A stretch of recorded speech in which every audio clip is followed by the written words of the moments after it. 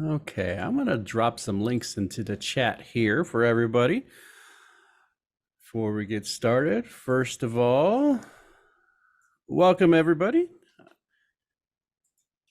First link I'm going to pop in here is the link to sign up for our mailing list. That is both the user group, the EASE mailing list that most of you probably got notification of this webinar on here for. You can also sign up if you're a county hosted district. We also send out stuff that's specific to us, like outage notifications and office closures and things like that. You know, like when our AC went out in our building for about 2 months, we got to give instructions on what to do at that point.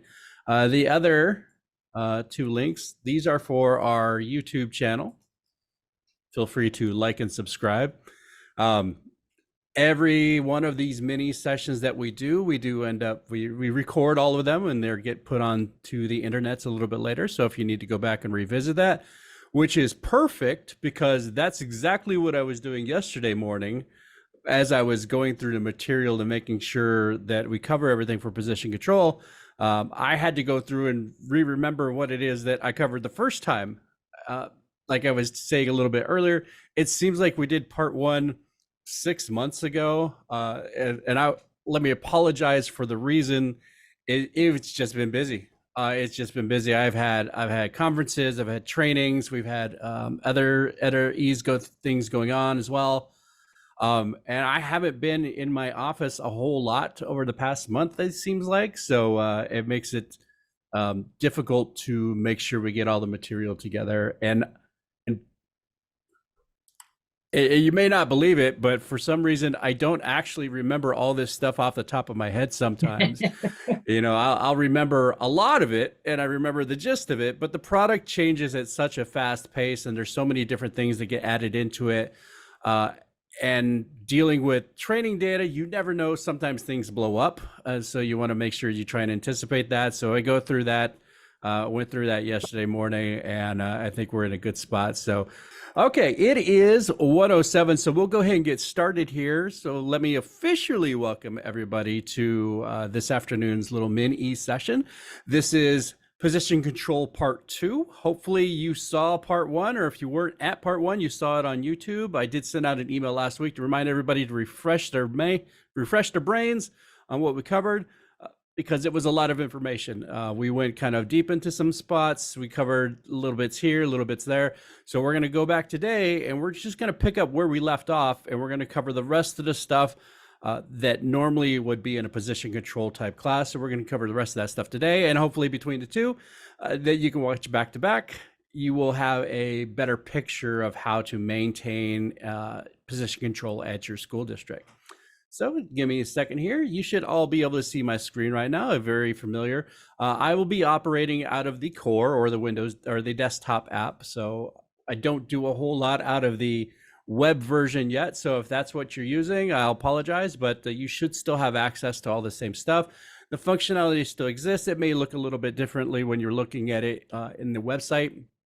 So those screens, you'll just have to sort of cross-reference. So today we're going to start off. The last thing we kind of covered when we talked about position control, we talked about copying versus vacating, open versus closed positions. So today we're kind of jumping right in here. We're going to start off actually under payroll default settings. I'm going to open up payroll, go to configuration and payroll default settings. And while this is opening, I just want to remind everybody that we do have a chat window here. I highly recommend if you have any questions, just drop them into the chat. Either myself or one of the other people from our team would jump on and they can answer your questions. If there's a quick question on there, they can go ahead and answer that in the chat. If we want to go into it, we can take a look at it and I'll be able to see that. Again, in the chat, we use it all the time. Ask a question in there. They work great. Okay. Under payroll default settings, there's a couple of options to be aware of in here. One you may use, one you will never ever use. So we'll just kind of going to go through both of them here. So under payroll default settings on the default screen, there is in the middle here a section that says auto assign control code. It's kind of grayed out here. It's going to be grayed out for pretty much everybody, but it's going to be right in the middle. You have on. Am I in the right training database? I am. Okay. All right. It does say auto assign control code, and you see it's grayed out. The reason that it is grayed out and I can guarantee it's grayed out for everybody right now. The reason it is grayed out is once the system starts auto assigning control codes to your employee positions, it locks your ability to not do that for you. So the only time that that would ever be an option for you at this point going forward would be at the beginning of the fiscal year, after you've done the payroll rollover and you haven't done anything, created any new positions or anything whatsoever. That is the only time that you will ever be able to deselect that box. What it does right now, since it's on auto assign, is it will numerically just increment that position control code for every position that you have in there. So if you have 19, the next one will be 20. The one after that will be 21, and so on and so forth. Absolutely, just let the system manage those. I've seen one or two districts try back in the earlier days when this was implemented, where they went in there and they actually tried to put something meaningful in there, like, I don't know, like TC for teacher and number 1197, and then maintenance is like MT and then number 2163 or whatever, depending on things like what position they are, what DAC they were in, how they were funded. That lasted maybe a year before they realized that it was just such a burden to try and maintain and try and keep track of. It's really not worth the time. I'm usually a big proponent of cleaning up your data, making it meaningful, utilizing the system. This is one of those things. Just let the system assign it a number and just let it be done. Don't ever worry about that. So just leave auto assign control code on all the time. The other option we're going to look at is under the Advanced tab. If I click over here and about in the middle of the Advanced tab here, there it is. Right above the require pay description to be predefined. Again, we talked about this the last time, where everyone should have that checked. If you don't have that checked, I know you're all sitting at your desk back at your district or at your house, and you're looking at payroll default setting and that box is not checked. Go ahead and check that. And if anyone asks about it, tell them Mike said to go ahead and check that, because that is absolutely one of the first things you need to do to kind of maintain control of your system and your positions. But right above that, there's a little box that says allow control code on supplementals. So typically supplementals do not have a control code because they're not a full-time position. They're usually one-offs. They're tutoring, they're coaching stipends, they're little things, knockoffs like that. They're not positions. You don't really budget FTEs for them, and they don't really revolve on a year-to-year basis. Most of you kind of remove them. You'll have the same types next year. It'll be slightly different, things like that. If you want to, if you choose to, you can have the system allow control codes to be put on supplemental pays as opposed to just positions. Whether or not you want to do that, that is entirely up to you. I very much lean towards the way of do not bother with control codes on supplemental positions. There's no need for it. Position control codes are meant to monitor the history of a position over several fiscal years. And if you're not doing that, there's no reason to have a control code on there. So unless you are issuing the exact same supplemental pay every single year, and you want to track who's getting, who's our volleyball coach for the past 10 fiscal years, if you want to do that, you could do that. Very limited usefulness of being able to do something like that, especially for a position like that, or you have a stipend like that. I would say just leave it unchecked. I very rarely ever see that checked, but every once in a while it'll pop up if someone's tinkering around with it. But I would say, again, just leave that unchecked. Don't worry about it too much. Unless you have a very specific reason to. Now, it doesn't mean that all supplementals have to have a control code. It just allows you to put those control codes in if you choose to. So I would just leave that as is. All right, I'll go ahead and cancel all this. Now, this next part we kind of touched on a little bit. So the question came up, we don't have the box require pay description to be predefined. Why do we need to check it? So we talked about that pretty extensively at the first position control mini session. It keeps people from being able to add non-standardized position descriptions in here. You ever go into a screen and some lines were all uppercase and some lines were mixed case and some words had two spaces between them or a dash in between them. Being able to predefine those position descriptions allow you to cut down on the ways that those change. So to go back and take a look at that first webinar. I think it's in like the first 15 minutes or something like that, and we'll walk you through a bunch of reasons on how to manipulate that. So going back, we kind of touched on it because it came up as a question to begin towards the end of the last webinar about state position codes and how do those figure into position control. And it was interesting because it came up because someone didn't really believe that they were part of a position control, but they really, really are. They're just the state mandated part of position control. There you go. All right, so if we look at position control codes, and I'm going to go into, I'm sorry, not math, the state position codes, and try to remember where they are. Did I not notate them? There, state position codes. All right, so under payroll or configuration, there's an area for state position control. I keep wanting to say position control codes. They're just state position control. There's, God dang it. Hold on a second. Got my Diet Coke here. All right, state position codes. Or if you'd like to call them SDER codes, that's fine. What you may not call them is CIDR or CEDAR codes. I do not believe in that term at all. It is SDER from now until the day I die, and anyone who wants to correct me, I will fight you for it. But these are just state position codes for us. It comes from the state of Arizona. ADE puts out a list of these position codes. You may or may not use all of them. Most people will never even come close to using half of these position codes in here. They should really reflect the position descriptions that you have in your system. So if you have someone who is a teacher, they should have a code that is going to be aligned with that teacher code. There's two, for us, there's going to be two pay tables. There's pay table B and there's pay table A, depending on whether they are classified or certified. A being a certified teacher, B being a classified employee.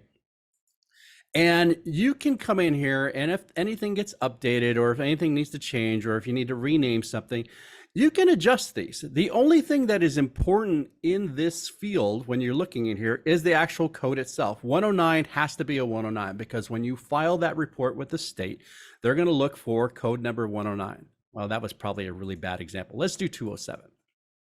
All right, so 207. So when you file your SDER report with the state, it's going to upload that position with a code 207 on it, which stands for Elementary Classroom Teacher. If you wanted to, you can come in here and you can change this. Is it going to affect anything? No, not at all. It will show up on the grid, but it won't show up anywhere else. It's not going to change anything. Just do not change the pay table. Do not change the code. You can change the description for whatever you want. If you have any that you don't need, you can delete those off if you want to clean it up. Like I said earlier, I'm a big fan of cleaning up data, but this is one of those things that takes up such a small amount of space and you don't use that often that there's no benefit to going through the process of cleaning this up unless someone in your office, say the new guy, ticked you off and you wanted to say, hey, why don't you go in here and get rid of the position codes that we don't use anymore? And you just wanted to get them away from your desk. This is a great task to send somebody on that on. And of course, the state position codes, if I go into employee positions,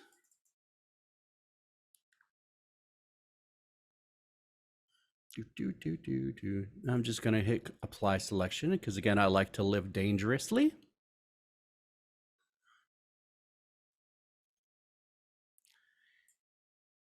This may result in a large amount of data. I don't care. All right. So let's take our teacher here. Now this is a vacant position.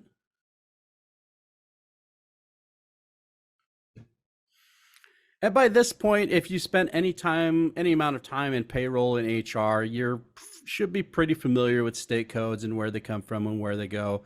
Every year, we also do a little discussion. We put out some documentation on the SDER report that's due October 15th. So you've already done all this now, so you should be good. Everything should be clean at this point. But again, these are still part of position control. They're just one of those adjacent parts that you don't have to think about because you're already doing it 100% of the way anyway. So if you come into the state code, you can come in here and you pick whichever one is applicable. 207, click OK. All is good. Now start period posting. That's fine. Okay, so now we're going to get into some fun stuff. And, ooh.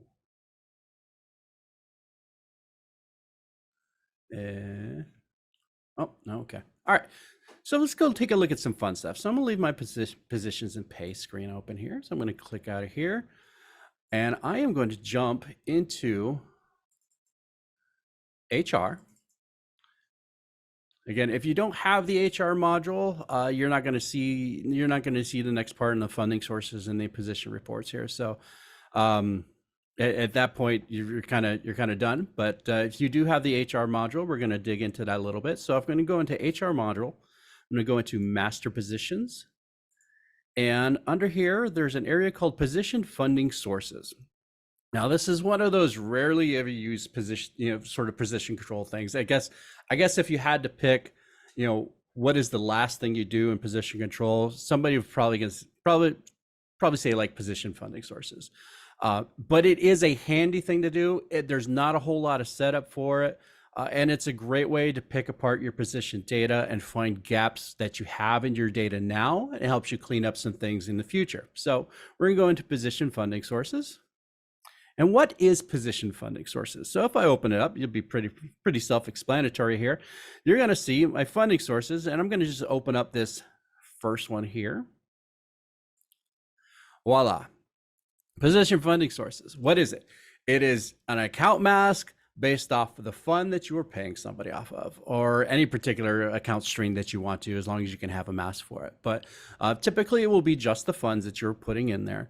So in this case, I went and I looked at the funds that I'm paying employees out of, and I wanted to put in a verbal funding source. So I don't want to look at, where's my custodian at? Where's my teacher being paid out of? Where is my bus driver being paid out of? I want to just be able to look on the grid without digging into account code and having to know how account codes are set up to be able to visually show, all right, these people are all out of M&O. These people are all out of food services, things like that. Setting up these funding sources helps you to segregate out those groups and makes it, when we look at our position report in a little bit, it will make that a little bit easier to digest. So how do we set these up? It's easy enough to do. What I would recommend is going into your positions and pay screen, finding out what funds you're paying employees out of, and then start with that. There's not going to be a ton of them. And in fact, it's so easy, we're actually going to take a look at how to do that really quick. So I'm going to close out of position funding sources. And the first thing I want to do is I'm going to go into the general ledger. And if you don't have access to that, that's fine. You can just ask someone in your finance team to get you an export of this. So we're just going to get an Excel export. So I'm going to go into the chart of accounts, and I will go to account elements, and I'm going to pull up the fund and hit apply selection. So here's all my funds, and here's the names for all those funds. I'm going to right click and export this out to Excel.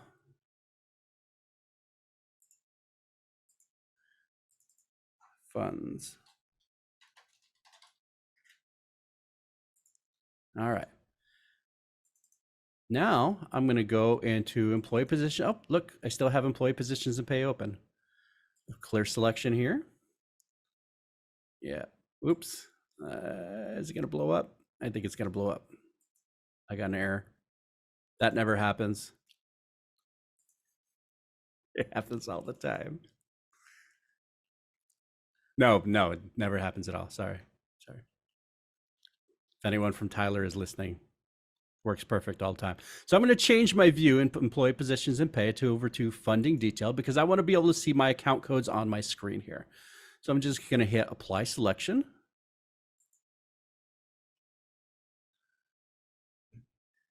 And here's all the information, but the only thing I really want to see is the account code. So I'm going to hit one of these column headers. I'll hit A a couple times until it gets to account. Now I only want to see this, so I'm going to go to my grid layout, and there's two buttons here. There's show columns and there's hide columns. Show columns will take everything that is not highlighted and make it disappear. So it will be just show the columns that I have highlighted. Hide columns does the exact opposite. So I'm going to do show columns on this. Here's my account codes. And then I'm going to export this out to Excel. And here's all my account codes. So let's say accounts. Now what I'm going to do is I am going to move this sheet over to my other workbook. Let me slow down there. So I'm going to go right click, move or copy over to my other workbook, and I'll just move it to the end. All right, so now I have both of these spreadsheets in my same workbook here.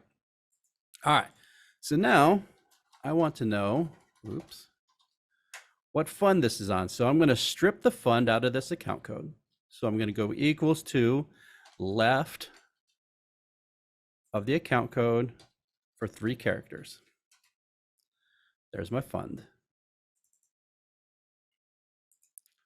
And there's all my funds. And so I am going to copy this, go over to another worksheet, and I right click and paste special. And now I'm going to sort this.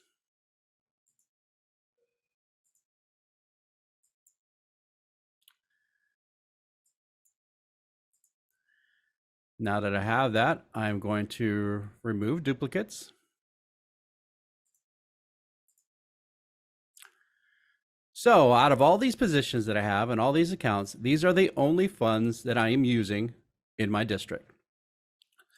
But what I want is I want this information here. So what I'm going to do is I'll adjust this, delete that out there. I don't need that. So I really just need to work with these 2 areas. So I'm going to use my favorite Excel function. It's a VLOOKUP. And I will look up this fund number in this table.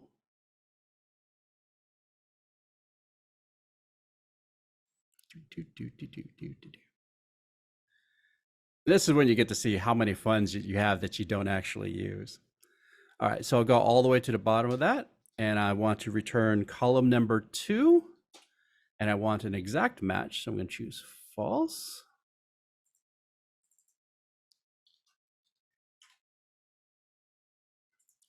And then I'm going to adjust this a little bit so it sticks my, I'll put $signs in here. So normally when you copy Excel formulas down, it automatically increments these cell and row numbers. I do not want it to do that. So I'm going to go ahead and click there and then drag this formula down. So these are the funding sources that I would then go into that funding sources screen and create account masks for. So if I go back into HR, master positions, position funding sources, I'm going to open this up. And here I would just come in here, right click and add, or do it off the toolbar.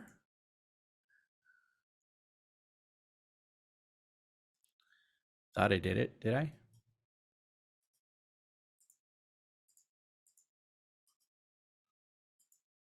There it goes. All right. So I think I'm missing one out of here. I have this fund is missing, Fund 20. Currently titled is Indian Gaming. So I'm going to go back into here and I'll type Fund 20.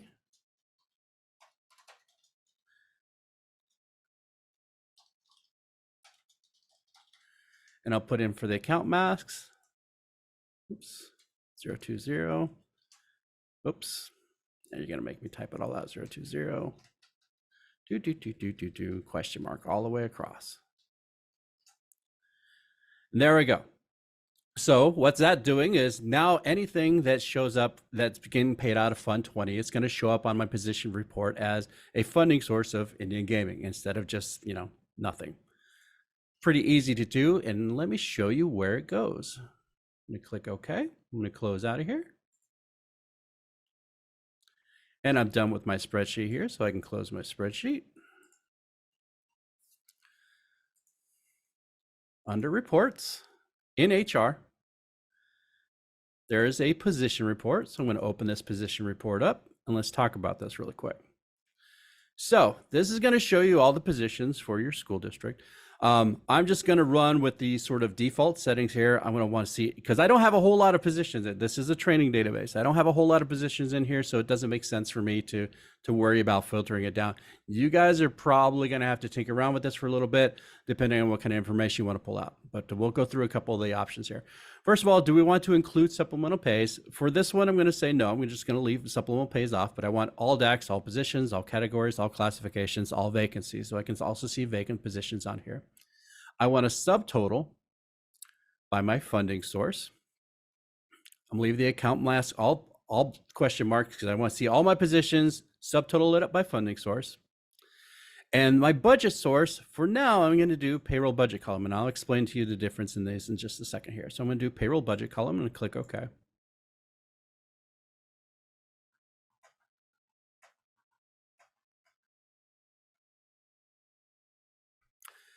So this is the position report. Let me see if I can zoom in on this a little bit. Okay. Hopefully you guys can see that okay. All right, so this is looking at my positions. It's going to show me the DAC, the position description, the control code for all of my positions, because these are all not supplemental pay. So they're going to have a control code along with the FTE. It shows me the budget for that position, as well as the amount that is currently in that position. So the position amount versus the budget amount, what's actually going to be generated on the payroll journals versus what I have budgeted in the budget field on that position itself. Then it tells me whether it's filled, the name of the employee that's currently in there, and if there's any variance between the budgeted amount and the position that I'm paying with. So in this case, if I look at Helen back, her budget and her amount, position amount, budget amount on position, spot on 100% matches. So if I go into here, employee positions and pay, oops, I'm gonna close this screen and go back in.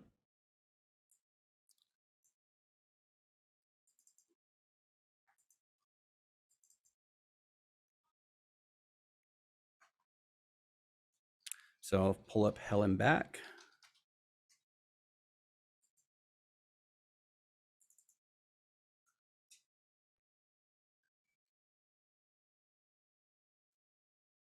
Okay, and I can look at her budget field right here in the middle. Budget 10,500, pay 10,500. It came up at one point, and I don't know if it was the position control part one or if it was one of the other sessions that we did, is someone had asked, where does that budget dollar amount come from? That will typically come from if you have salary schedule and you are attaching employee from a salary schedule. That is the only time where you're really going to see it automatically go in there. Other than that, it's going to be a lot of manual updating, and someone has to maintain that field in there. Why is there going to be a difference? Things like late starts. So if you have a position for a full year that pays $40,000, but they don't start until late October, November, then their position amount is going to be a decent amount less than what their budget amount is. But for budgeting purposes, when you're looking at what you're paying, what you have in positions this year versus next year, you want to be able to see the full amount that you should be budgeting for that position for next year, as opposed to just the position amount. So there are some discrepancies, there are some differences in there, and it's really going to be more of a finance-driven field that needs to be updated and kind of maintained. So a lot of you will actually not have any, you may not even have a budget amount in here. In fact, if we go back on our position report, we can see polyester has a position amount in here, but there's no budget amount. So let's go in and let's pull up polyester. Esther. Oh, she didn't come up. She is not in here. Does anyone want to hazard a guess as to why? I know why. I'm just asking if anyone knows. Let's take a look. So I'm going to clear the selection here, and I'm just going to hit apply selection and see if she pops up if I just populate the whole grid. And I will sort by name to make sure.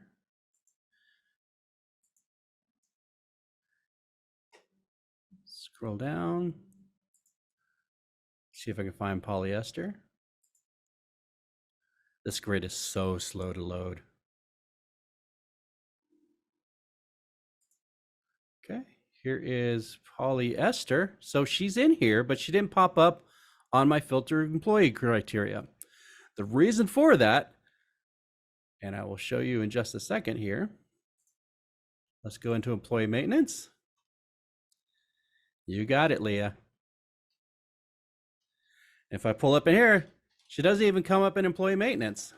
What the heck? So I'm gonna hit show only, and I'm actually just gonna go to all. Click apply.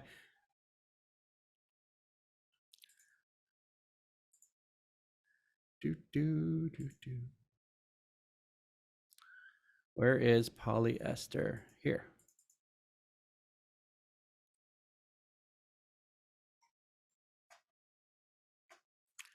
Polyester is archived. So when you go into any of these screens within payroll or HR, that drop-down list is only going to populate with employees that are current at your school district. So is it a current employee or is it a non-archived employee? Let's say that. If they are an archived employee, they're not going to show up in that drop-down list. So we can see that even though this employee is archived, they still had a position. And unless we've just populated the whole grid, it might have been a long time before we caught that. And the funniest thing is, unless somebody turned off issue paycheck, and luckily this is issue paycheck is off for this person, but it will there's maintains the possibility that you could actually pay this employee even though they're not really a current employee with your district, and it does happen on occasion. So this is an instance where the employee position was actually still in there, was never severed from the employee at any point, and it showed up on our position report. So I'm going to go ahead here, go to cancel, see that she's archived, and I'm going to employee positions and pay, and polyester, and I'm actually going to vacate her position.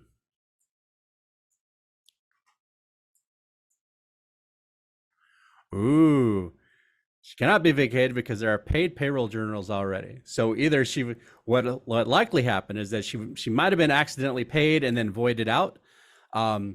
It's hard to say, but she is still in there. So let's open. Whoops, where did it go? Let's go ahead and open up her record and take a look.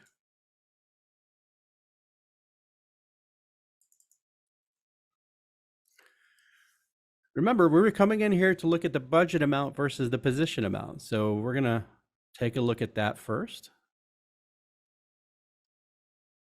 And then we'll see if we can't figure out what happened here. Dun, dun, dun. There we go. All right, so our budget amount is $0. If I look at her pay position, it looks like this is going to pay $34,000 a year. So I'm going to just add a budget amount in here per year. Look at the distribution. Okay, so they still worked here. In fact, got paid several pay periods, and then they were done. They were archived probably a little bit too early then. Since I haven't generated W-2s for this year yet, we would very much recommend do not archive employees until they have no fiscal or no calendar day earnings. That way, you could still look them up in those situations. You still be able to see them in the drop-down list. That way, they don't accidentally get left behind or anything like that. So I would unarchive this employee at this point. But I'm going to go ahead and click OK. Yep, I put in the budget amount.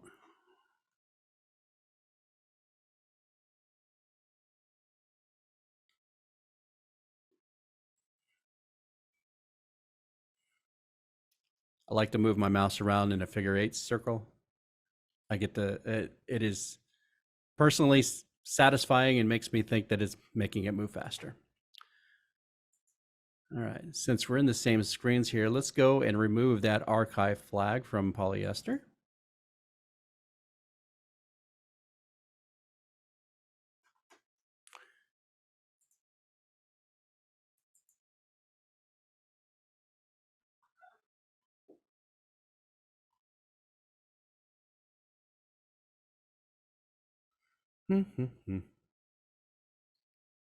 There we go.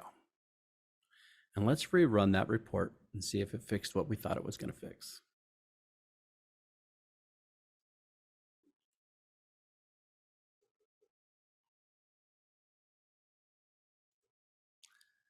Everybody's running slow today, I guess.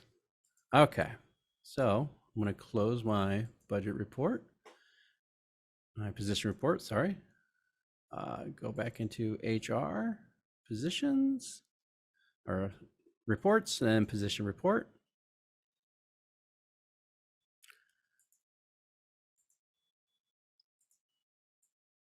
Subtotal by funding source, and show me the budget sources, the payroll budget column.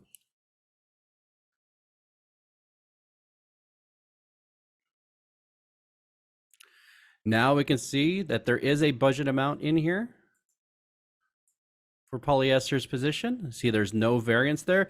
And you can go through here and you can look and see where your variances are. Do you need to do anything now with them? No, not at all. Don't feel obliged that this is not like a reconciliation report where you have to go and you resolve everything. This is not that kind of report. This is an informational report. But what you do need to look for is you go, as you're scrolling through this report, look for the gaps. Where do you have gaps of information here? I can see I'm missing something here. I was missing a budget there. And as I kind of scroll through here, and I'm going to zoom out again, I'll go to my next page. I can see I have little gaps here and there. So are they a concern? Are they a big issue? Are they going to cause a problem? No. But to have solid position control at your district, you want to make sure that you're using all the informational fields that you have available for you, because you're going to use them at some point. And if you have something that's not filled out, it leaves a glaring gap in your report when you look at it like this.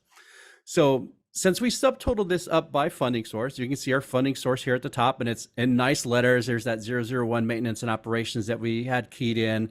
We have our Title I, we have ESSER 3 in here. So we can see where all these positions are getting paid at, where their position control codes are, how much they're getting paid, what the budgeted amount, and then it subtotals all that information down here. And it tells you how many positions, both vacant and open, because we return both kinds of positions. It showed me how many positions that I have in position inventory that I can then turn around that I'm currently using at my district. The scroll, it's not a very long report. Again, this is a training database, but it's pretty compact. And it's a good snapshot of your information. So even in this case where you have 5 positions under food service, I only have 3 filled positions down here. If I can zoom in a little bit. Yeah, there it is. So I have 3 filled positions here. It kind of scrunches up the percentages here if they get over 100 for some reason. I don't know, maybe they just didn't expect anyone to go over 100% worth of variance on here. But it allows you can go in here and you can make changes, go back into the position itself, make any changes you need to make sure that's updated. So that's what it's looked like in the positions and pay screen. So that's what it looks like when you use a position budget amount. So what is the other one around? If we go into the position report again,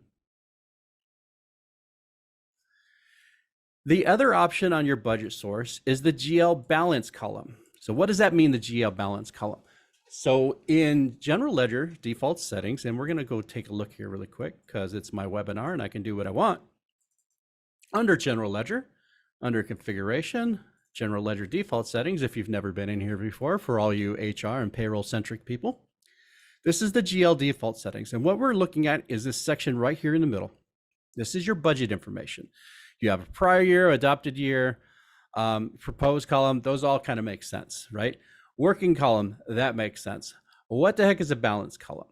So when working anything within, when you're working on Infinite Visions and you're doing like a requisition or you're doing reports and things like that, and you're making changes, you have a working column and a balance column. Balance column is going to be where all your reports are generated off of. So if you're printing reports out of there, budget column or budget reports out of there, when it's checking to see how much money you have available, it's looking at the balance column for that information.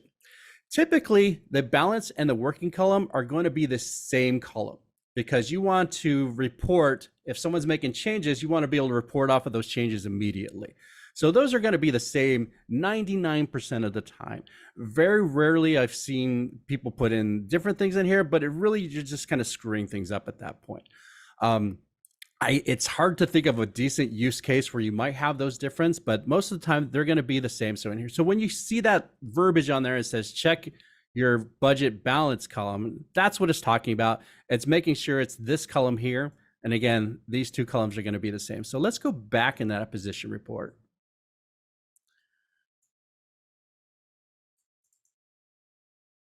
Here's another caveat for this report.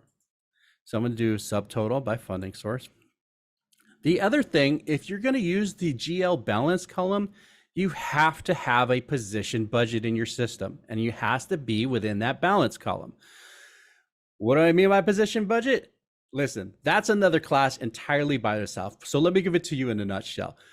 It is taking all of your positions out of payroll, how much you're paying them, how much you're budgeting for them, putting those all in sort of like a virtual spreadsheet, and then putting that spreadsheet inside your budget.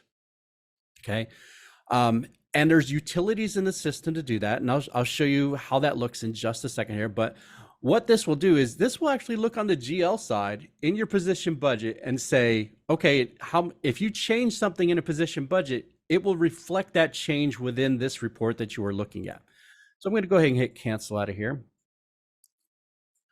And in order to look at the position budget, I really kind of need one account code at least. So I'm going to clear this. Let me do Helen back again. And I just want to take a look at Helen's funding amount, funding source. Okay. All right. So this is the account that she has funded out of. So I am going to paste that in my notes over here off to the side. I'm going to show you what a position budget looks like when it's implemented. So I'm going to go into the general ledger under budgeting, budget input. I'll paste that count in there. Here's my count information. If I drill into this, it's going to show me the detail. And looking at the detail, here is what my position budget looks when it has been implemented and put into my general ledger. I'm going to have the dollar amounts that's come out for this particular position. It will tell me who I'm paying, and it will tell me the position and the FTE that is in there. Again, this is kind of really drilling into the weeds here, but I just want you to understand that that's what this field is doing. When you're running that a report from something that pulls from position budget, this is what it's looking at. So actually I can come in here and say, you know what, for Helen, I'm going to say $15,000. Obviously, you're not going to want to do this at your district. This is just for test. Do not go in there and change your budget for your positions. So I'm going to come into the position report.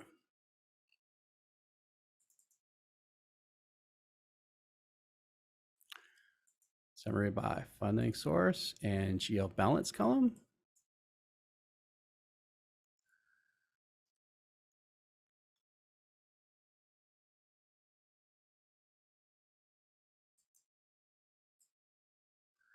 So here's Helen back. Here I can now have $15,000 in there for her budgeted amount that is in from the general ledger. It does show me a variance in there. So like, again, it's not something you need to reconcile. It's just something you need to be aware of. Again, this is mostly for the finance and the reports. But I think it's great for kind of finding the details of things that you are missing within your own position inventory, your master positions and your control and things like that. So we can see how changing that dollar amount in there has an immediate impact on there. That was a change made on the general ledger side that's going to impact a report on the HR side, as opposed to the position budget thing, which is a payroll HR thing that makes impact only on the payroll and HR thing. Can they, at some point, do they sync up? Yes. How that syncs up, again, that is part of position budgeting. That is part of generating your forecast for your proposed budget and things like that. And there's other workshops for that. So that's where those dollar amounts come from. Any questions on this report?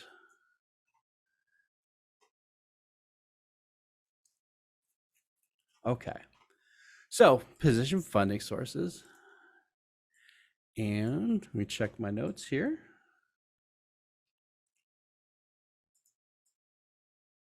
Okay. One last thing to look at. How do you maintain this stuff? So we've kind of gone through the gist of what it means to implement position control at your district. Position control, it's a decent amount of work to set up. It is even a more of a headache to keep set up going forward. I've worked with districts in the past where we spent a lot of time working on, hey, let's set this up. We get everything squared away and everything's pretty. And 2 years down the line, everything's blown to hell. Someone retired, someone new came in, new processes, new things like that. It is hard. It is one of those things you have to actively work at. And it's not one of those things where you can just sit around and wait till the end of the year and say, oh, I'll clean it up at the end of the year. That never happens, because that is the point of the year where you will have the least amount of time to do that. So I am going to pop another whiteboard up here. I'm going to stop my share really quick. Oops. Yep, stop that. And present this. All right. So for position control, there's really generally two types of things you want to focus on. You want someone to sort of be in a role of what we kind of term as a position control manager, who is going to be the one that goes in there.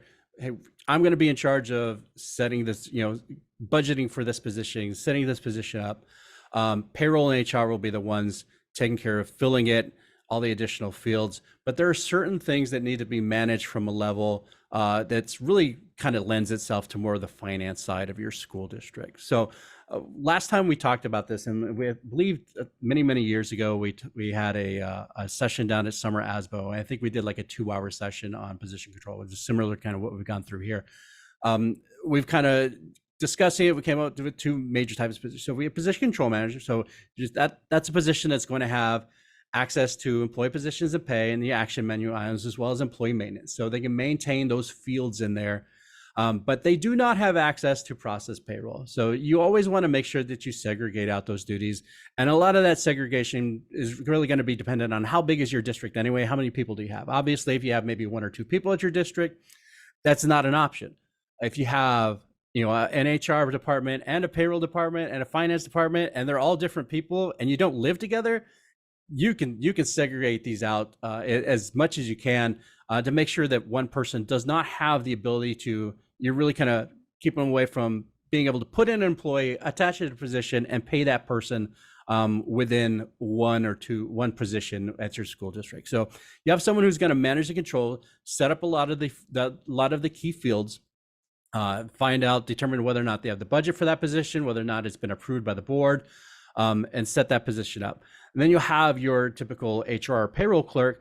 Well, they'll have access to a lot of the same things, but you want to restrict access to those ones that are tied specifically for position control.